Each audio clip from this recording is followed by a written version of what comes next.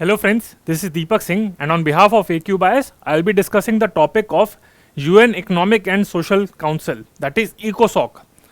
तो ये हम किस कंटेक्स्ट में डिस्कस कर रहे हैं? एक्चुअली इंडिया इसका मेंबर बन गया है ECOSOC का for the term of 2022 to 2024, यानी कि फॉर अ 3 ईयर टर्म इसका मेंबर बन गया है India. Just 1 second, pardon me.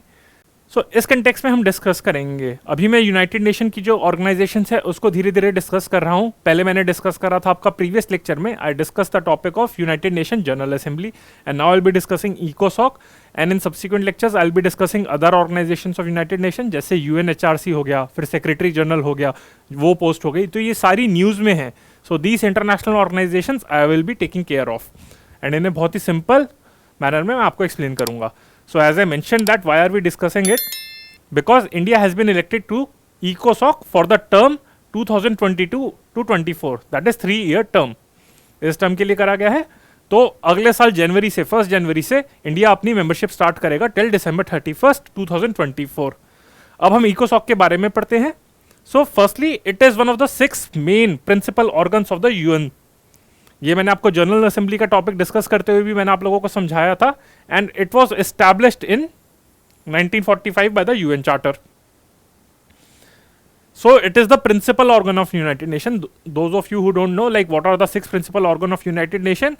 So first is आपका जनरल असेंबली, जो मैंने प्रीवियस लेक्चर में डिस्कस करा था. सेकेंड इज आपका security council. Third is secretariat. Fourth is economic and social council. Fifth international court of justice and sixth is trusteeship council. तो ये अभी डॉर्मेंट है. बाकी इंटरनेशनल कोर्ट ऑफ जस्टिस हो गया. We also have another organisation by the name of international court. आपका international criminal court है. That is also kind of similar to ICJ but with various differences. So that is not a part of the United Nation system although it reports to it. तो यहाँ पे international court of justice है, general assembly, security council, secretariat, इकोसॉक जो आज का हमारा discussion का टॉपिक है, ट्रस्टीशिप काउंसिल, और ये. तो these are the 6 principal organs. इसे याद कर लीजिएगा क्योंकि यहाँ पे प्रीलिम्स रिलेटेड कुछ ना कुछ इस पे पूछा जा सकता है. सो ये हमने डिस्कस कर लिया what is the context and when it was established. Let's discuss about the membership. हमने डिस्कस करा था कि it consist of 54 members. So it consists of 54 members which are elected yearly by the General Assembly for overlapping 3 years. तो यानी कि अगर हम इसको देखें तो 3 साल के लिए, जैसे इंडिया को 3 साल के लिए नॉमिनेट करा गया है, तो every year new members are elected. तो 54/3 आपका क्या हुआ? अगर सिंपल मैथ्स करें, थोड़ी CSAT की भी पढ़ाई हो जाएगी आपकी. 18 मेंबर्स आपके हो गए. So these are the 18 members. तो यानी कि हर साल 18 मेंबर्स अपनी टर्म एक्सपायर करते हैं और उनकी जगह नए 18 मेंबर्स अपनी टर्म रिज्यूम कर लेते हैं. तो यानी कि India along with some 17 other countries will be assuming the membership of इकोसॉक और 18 मेंबर्स उसके रिटायर होंगे. So this is the context. And how are the seats allocated? The seats are allocated based on the geographical representation. With इसमें से भी 5 categories हैं. तो एक हो गया अफ्रीकन स्टेट्स, सेकेंड हो गया एशिया, थर्ड हो गया ईस्टर्न यूरोपियन. यहाँ पे इंपॉर्टेंट है ईस्टर्न यूरोपियन. फिर आपका हो गया Latin American countries and Caribbean, जिनको साथ में क्लब करा जाता है, and then Western European and other states. तो ये आपकी जोग्राफिकल एलोकेशन है. हमने प्रेसिडेंसी ऑफ जनरल असेंबली के बारे में भी बात करी थी. तो उसमें भी presidency annually rotates between the 5 geographical regions, पर उसमें अलग था. उसमें एशिया पैसिफिक था, यहाँ पे सिर्फ एशिया है. तो और वहां पे ईस्टर्न यूरोपियन और वेस्टर्न यूरोपियन में when we discuss the topic of presidency of general assembly, तो वहां पे Eastern and Western European states में कोई डिफरेंस नहीं था. पर यहाँ पे डिफरेंस है. ईस्टर्न स्टेट्स को अलग करा गया है यूरोप की, वेस्टर्न स्टेट्स को अलग से. तो the 5 geographical regions are Africa, Asia, Eastern Europe, Latin America and Caribbean and आपका वेस्टर्न यूरोपियन स्टेट्स. तो अफ्रीका को 14 स्टेट्स दी जाती हैं, एशिया को 11 सीट्स दी जाती हैं, ईस्टर्न यूरोपियन को 6 सीट्स दी जाती हैं, लैटिन अमेरिकन कैरेबियन को 10 एंड वेस्टर्न यूरोपियन को 13. तो ये इतनी स्टेट्स दी जाती हैं, इतनी सीट्स दी जाती हैं आपको इन सारी ग्रुपिंग्स को. तो 14 जो आपकी सीट्स हैं आपकी, वो अफ्रीका को दी जाती है. और आपकी इंडिया होगी जो एशिया में से इलेक्ट हुई है, तो यानी कि 11 कंट्रीज एशिया से इस बार सिलेक्ट हुई हैं, तो उसमें से इंडिया एक है। तो ये आपकी इकोसॉक की मेंबर्स हो गई। Now let's discuss the mandate. Actually it's more like a deliberative body just like general assembly with narrow focus. जो भी आपके मेजर यूएन समिट्स और जो कॉन्फ्रेंसेस होती हैं वहां पे डिसीजंस लिए जाते हैं, टारगेट सेटअप करे जाते हैं। So it follows up. तो ये डिस्कस करती है कि जो भी आपके जो for example sustainable development goals हैं उस पे क्या टारगेट है, उसका फॉलोअप करती है। कोई भी अगर कॉन्फ्रेंस है, कोई भी आपका जो पेरिस क्लाइमेट एग्रीमेंट हो गया तो उस पे क्या स्टेटस चल रहा है, तो ये डिस्कस करती है। सो जो भी गोल्स और टारगेट सेट होते हैं यूएन की समिट्स में उसको फॉलोअप करती है। So it is a central platform for fostering debate and innovative thinking, forging consensus and ways forward and coordinating efforts to achieve internationally agreed goals. तो ये इसका टारगेट है, ये इसकी मैंडेट है। लॉन्ग स्टोरी शॉर्ट इसका यही है कि जो भी यूएन के जो गोल्स हैं, जो भी कॉन्फ्रेंसेस में डिसीजन सेट करे जाते हैं, उस पर क्या प्रोसीजर है, उस पर क्या ट्रैक उसका है, तो वो उसको फॉलो अप करती है। So this is the mandate of इकोसॉक। अब इसकी अगर हम इसकी कॉम्पोजिशन की बात करें, what all forums are there? So there are 2 key forums which meets on an annual basis. Okay, so first is high level political forum which reviews the implementation of the sustainable development goals, यानी कि 2030 agenda. मैंने अपने previous lecture में यहाँ पे AQ बायस पे मैंने इसका सस्टेनेबल डेवलपमेंट गोल का टॉपिक डिस्कस करा था। So I would recommend you to watch this. Under that I discuss the topic of sustainable development goal India index, and I also discussed that what are the goals and how they are different from the millennium development goals. So I would request you to go through that video so as to get a clarity on that. बहुत simple तरीके से, बहुत ही comprehensive तरीके से explain करा गया था। So kindly उसे देखिए। तो ये जो हाई लेवल पॉलिटिकल फोरम होता है, इस एसडीजीज पे क्या प्रोग्रेस है उसको मेजर करता है, and it is convened under the auspicious of the council every July. तो हर जुलाई में, यानी कि अगले महीने भी ये high level political forum convent करा जाएगा, but hopefully I think in a virtual format because of prevailing corona virus condition. तो ये आपका हो गया high level political forum. And second is development cooperation forum. This is very important, which reviews and progress the development cooperation. इसका कोई ज्यादा specific इसका role नहीं है, जो डेवलपमेंट रिलेटेड एजेंडाज हैं आपके तो उसको मेजर करता है। So high level political forum and development cooperation forum, these are the 2 forums under it. Now let's discuss the composition. इसकी जो कमीशंस हैं, इसके अंदर क्या सब्सिक्वेंट इसकी सब बॉडीज हैं उसके बारे में डिस्कस करते हैं, and then we will cover the topic of specialized agencies. So many functional commissions have been constituted by the council, but as of now only few are active. बाकी सारी डेड हो चुकी हैं, इनएक्टिव हैं, या फिर उसको डिसॉल्व कर दिया गया है। So which are the active functional commissions of the council? So these are commission on narcotic drugs, फिर होगी पॉपुलेशन एंड डेवलपमेंट पे, फिर science and technology and development, status of women, statistical commission for social development, for crime prevention and criminal justice, and forum on forest. So if they want to grill you and if they want to test your in-depth knowledge, so they might ask this, although chances of asking a question related to this are very less, but I think they can ask a question on this, commission on narcotic drugs and commission on pollution and development, commission on the status of women. तो इन सब चीजों पे functional commission पे question पूछा जा सकता है कि these commissions report to which organization? So the correct answer is ECOSOC. In fact, majority of the bodies जो specialized agencies होगी, कुछ commissions होगी, वो सारी ECOSOC को करती हैं। ठीक है, ये ध्यान रख लेना, तो इससे आसान रहेगा। तो ये आपकी जो की कमीशन है, फंक्शनल कमीशंस, ये इसे रिपोर्ट करती है ECOSOC को। Okay friends, now let's discuss about the regional commission. अभी तो हमने फंक्शनल कमीशंस के बारे में बात करी थी। Functional commission means these commissions transcends the national boundary and are united by a common function. तो ये फंक्शनल कमीशंस हो गई। Now let's discuss the topic of regional commissions. कौन कौन सी इसके अंदर हैं? बहुत सारी हैं। तो एक हो गई United UN economic commission for Europe. तो ये जो आपका यूएन इकोनॉमिक कमीशन है, ये तो सब में सेम है, आप सिर्फ रीजन्स देख लो। एक यूरोप के लिए है, एक अफ्रीका के लिए है, एक लैटिन अमेरिका एंड करेबियन के लिए है, एक आपकी एशिया एंड पैसिफिक के लिए हो गई, और एक आपकी हो गई वेस्टर्न एशिया के लिए हो गई, यानी कि मिडल ईस्ट के लिए हो गई। Again friends, as I you can see that the members of ECOSOC, okay, of this body are elected from different geographical regions, but there the geographical regions were different. First was Africa, second was Asia, third was आपका Western Europe, fourth was आपका Eastern Europe, and fifth was आपका कौन सा था ये, fifth आपका था Latin America and Caribbean states. US के लिए स्पेसिफिक नहीं था, they are clubbed with the Western Europe. तो ये आपकी जोग्राफिकल डिस्ट्रीब्यूशन थी ऑफ द मेंबर्स। अफ्रीका हो गया, एशिया हो गया, Eastern Europe, Western Europe and Latin America.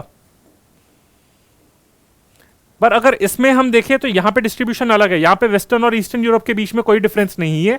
तो all the Europe has been club together, then Africa is there, Latin America ये भी सेम है, एशिया और पैसिफिक को क्लब कर दिया गया है यहाँ पे। तो अदर कंट्रीज में जो पैसिफिक कंट्रीज है वो इसके अंदर आ जाएंगे, एशिया एंड पैसिफिक को क्लब कर दिया गया है, एंड देन वेस्टर्न एशिया को अलग से क्लब करा गया है, तो it's not a part of Asia. So there they might confuse you and this is very confusing, so please beware of it. यहाँ पे ध्यान रखिएगा कि इकोसॉक की जो मेंबर कंट्रीज होती हैं they are elected from a different geographical region, and the regional commissions of the council are different, मतलब are according to the different region. एक यूरोप के लिए, एक अफ्रीका के लिए, लैटिन अमेरिका के लिए, एशिया एंड पैसिफिक के लिए, एंड वेस्टर्न एशिया के लिए। अब हम बात करते हैं स्पेशलाइज्ड एजेंसीज के बारे में। So these are the specialised agencies. अब स्पेशलाइज्ड एजेंसीज क्या होती हैं? हमें लगेगा कि WHO हो गई, FAO हो गई, वो हमें लगता होगा कि जनरल असेंबली को रिपोर्ट करती होंगी, but actually they report to a different organisation and which is इकोसॉक। So this is very important from prelims point of view. So specialized agencies of UN are autonomous organizations working with the UN system. So it means that although they report to the ECOSOC, Economic and Social Council, but they are mainly autonomous. ये इनको ज़्यादा बस एक बार होता है कि annually इसको report करते थे कि देखो भाई ये हम काम कर रहे हैं, बट ज़्यादा हमारे काम में इंटरफेयर मत करो। So that is the meaning of autonomous organisation. So ये होगी specialised agencies, and then let's discuss which are the list of specialized agencies which report to ECOSOC. So all the key bodies, as you can see, Food and Agriculture Organization, which is headquartered in Rome. Then International Civil Aviation Organization, I think that is headquartered in Canada, in Montreal, I think Montreal or Quebec. Then International Fund for Agriculture Development, IFAD. International Labour Organization, I think that was formed in 1919, that's what I feel. So these are the specialized agencies, and other are IMF, International Monetary Fund, International Maritime Organization, International Telecommunication Union, it is like one of the oldest organization in the UN system, UNESCO, UN Educational, Scientific and Cultural Organization, UNIDO, United Nations Industrial Development Organization, UNWTO यानी कि world tourism organisation. एक तो आपका हो गया world trade organisation हो गया, तो वो आपका हो गया WTO, ये हो गया, but this is UNWTO। Then postal union, universal postal union, ये भी इसके अंदर आता है स्पेशलाइज्ड एजेंसी में।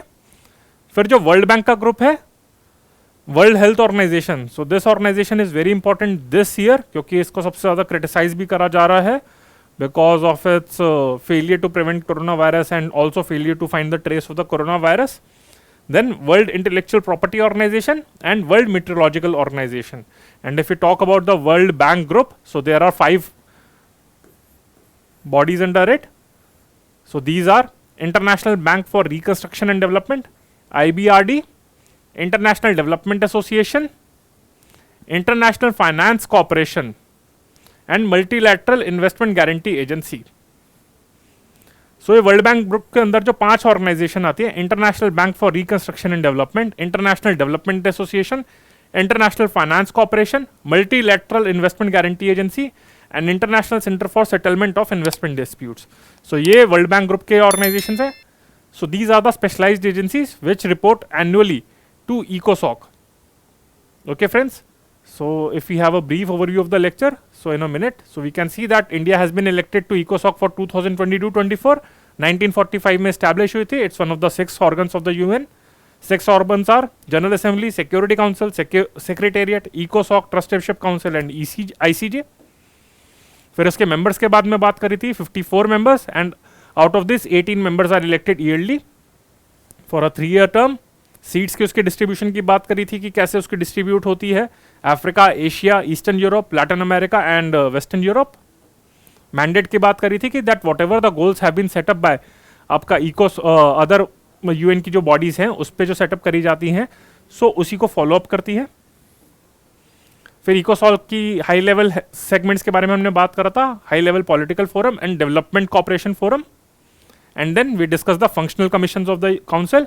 Out of this, commission on narcotics, drugs, pollution, population and development and status of women, तो ये इंपॉर्टेंट है आपका। फिर we discuss the regional commissions and here again it's important that regional commissions are different from the geographical grouping for membership. तो ये आपकी Europe, Africa, Latin America, Asia and Pacific and western Asia है। And then we discuss the specialised agencies which are autonomous bodies, but they annually submit their report to the ECOSOC. So these are the key organizations: FAO, ICAO, IFAD, ILO, IMF, IMO, ITU, UNESCO, UNIDO, UNWTO, UPU, World Bank Group, WHO, WIPO and WMO.